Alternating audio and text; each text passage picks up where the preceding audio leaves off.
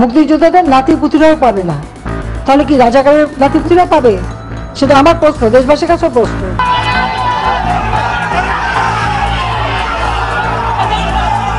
আমাদের দুই ভাইকে ধরে নিয়ে যায়, তারপর তাদের মাথা ফাটায়।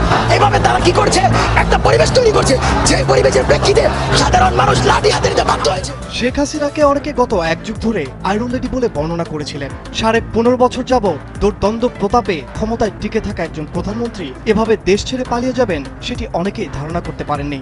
বাংলাদেশের ইতিহাসে ক্ষমতাচ্যুত হবার পর কোনো ব্যক্তি এভাবে দেশ ছেড়ে পালাতে বাধ্য হননি।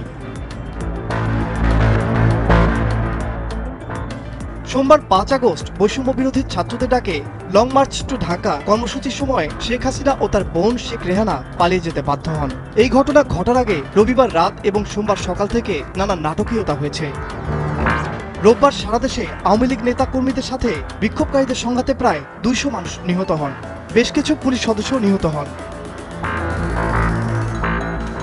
সেদিন বিকেলে আওয়ামী লীগের কয়েকজন সিনিয়র নেতা ও উপদেষ্টা শেখ হাসিনাকে জানান যে পরিস্থিতি নিয়ন্ত্রণের বাইরে গেছে। বিক্ষোভকারীদের প্রতিরোধের মুখে বিভিন্ন জায়গায় আওয়ামী লীগের নেতারা পিছু হটেছে, কিন্তু শেখ হাসিনা পরিস্থিতি মানতে নারাজ ছিলেন। তিনি ধারণা করেছিলেন পরিস্থিতি নিয়ন্ত্রণে রাখা যাবে শক্তি প্রয়োগ করে, কিন্তু নিরাপত্তা বাহিনীর ঊর্ধ্বতন কর্মকর্তারা তাকে ধারণা দিয়েছেন যে এটি আর সামাল দেওয়া যাবে না। তারপরে তিনি পদত্যাগ করার মানসিকতা প্রস্তুতি নিয়ে নেন। শেখ হাসিনার ছেলে সজীব ওয়াজেদ জয় দেশের এক বিশ্বস্ত গণমাধ্যমকে জানান, রবিবার থেকে তার মা পদত্যাগের কথা চিন্তা করছিলেন। পদত্যাগের পর সোমবার ছোট বোন শেখ রেহানাকে নিয়ে দেশ ছেড়ে ভারতে যান শেখ হাসিনা। তার আগে 5 আগস্ট সকাল 10টায় রাষ্ট্রীয় বিভিন্ন বাহিনীর শীর্ষ কর্মকর্তারা উপস্থিত হন গণভবনে। বৈঠক হয় শেখ হাসিনার সঙ্গে। সে সময় বৈঠকে বিভিন্ন বাহিনীর শীর্ষ কর্মকর্তাদের চাপ দেন আন্দোলনকারীদের ওপর আরো বল প্রয়োগ করতে। সে সময় শীর্ষ কর্মকর্তারা জানান পরিস্থিতি একেবারেই নিয়ন্ত্রণের বাইরে, কিন্তু একথা মানতে রাজি নন শেখ হাসিনা।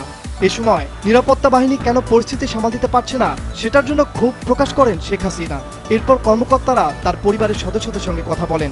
এরপরই তাদের অনুরোধে দ্রুততম সময়ে পদত্যাগ করে সামরিক হেলিকপ্টারে করে বোন শেখ রেহানাকে নিয়ে দেশ ছাড়েন শেখ হাসিনা। সংশ্লিষ্ট একাধিক সূত্রের কাছ থেকে শেখ হাসিনার ক্ষমতা ছাড়ার শেষ 4 ঘন্টার একটা বিবরণ পাওয়া যায়। সোমবার ভোর থেকে কারফিউ কড়াকড়ি করার উদ্যোগ নেওয়া হলেও সকাল 9টার পর থেকে বিভিন্ন স্থানে আন্দোলনকারীরা কারফিউ ভেঙে রাস্তায় নামতে শুরু করেন। 10টা নাগাদ ঢাকার বিভিন্ন স্থানে জমায়েত বড় হতে থাকে।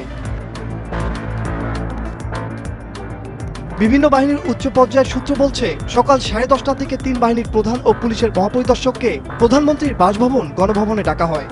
নিরাপত্তা বাহিনী কেন পরিস্থিতি সামাল দিতে পারছে না সেটার জন্য ক্ষোভ প্রকাশ করেন শেখ হাসিনা। আন্দোলনকারীরা আইনশৃঙ্খলা রক্ষাকারী বাহিনীর সাজোয়া যানে উঠে লাল রং দিচ্ছে, সামরিক যানে পর্যন্ত উঠে পড়ছেন, এরপর কেন তারা কঠোর হচ্ছেন না সেটা নিয়েও ক্ষোভ প্রকাশ করেন তিনি। একই সঙ্গে বিশ্বাস করে এই কর্মকর্তাদের শীর্ষ পদে বসিয়েছেন বলে তিনি উল্লেখ করেন। এক পর্যায়ে শেখ হাসিনা আইজিপিকে দেখিয়ে বলেন পুলিশ তো ভালো করছে। তখন আইজিপি জানান পরিস্থিতি যে পর্যায়ে গেছে তাতে পুলিশের পক্ষে আর বেশি সময় এরকম কঠোর অবস্থান ধরে রাখা সম্ভব নয়। ওই সময় শীর্ষ কর্মকর্তাদের পক্ষ থেকে বোঝানোর চেষ্টা করা হয় বল প্রয়োগ করে এই পরিস্থিতির সামাল দেওয়া যাবে না, কিন্তু শেখ হাসিনা সেটা মানতে চাচ্ছিলেন না। তখন কর্মকর্তারা শেখ রেহানার সঙ্গে আরেক কক্ষে আলোচনা করেন। তাকে পরিস্থিতি জানিয়ে শেখ হাসিনাকে বোঝাতে অনুরোধ করেন। শেখ রেহানা এরপর বড় বোন শেখ হাসিনার সঙ্গে আলোচনা করেন, কিন্তু তিনি ক্ষমতা ধরে রাখতে অনড় থাকেন। এক পর্যায়ে বিদেশে থাকা সজীব ওয়াজেদ জয়ের সঙ্গে ফোনে কথা বলেন একজন শীর্ষ কর্মকর্তা। এরপর জয় তার মায়ের সঙ্গে কথা বলেন। তারপর শেখ হাসিনা পদত্যাগে রাজি হন। তখন তিনি একটা ভাষণ রেকর্ড করতে চান জাতির উদ্দেশ্যে প্রচারের জন্য। ততক্ষণে গোয়েন্দা তথ্য আসে বিপুল ছাত্র জনতা শাহবাগ ও উত্তরা থেকে গণভবনের অভিমুখে রওনা হচ্ছে। দূরত্ব বিবেচনায় 45 মিনিটের মধ্যে শাহবাগ থেকে গণভবনে আন্দোলনকারীরা চলে আসতে পারে বলে অনুমান করা হয়। ভাষণ রেকর্ড করতে গেলে গণভবন থেকে বের হওয়ার সময় নাও পাওয়া যেতে পারে। এই বিবেচনায় শেখ হাসিনাকে ভাষণ রেকর্ডের সময় না দিয়ে 45 মিনিট সময় বেঁধে দেওয়া হয়। এরপর ছোট বোন রেহানাকে নিয়ে তেজগাঁয়ের পুরনো বিমানবন্দরে হেলিপ্যাডে আসেন শেখ হাসিনা। সেখানে তাদের কয়েকটি লাগেজ ওঠানো হয়। তারপর তারা বঙ্গভবনে যান।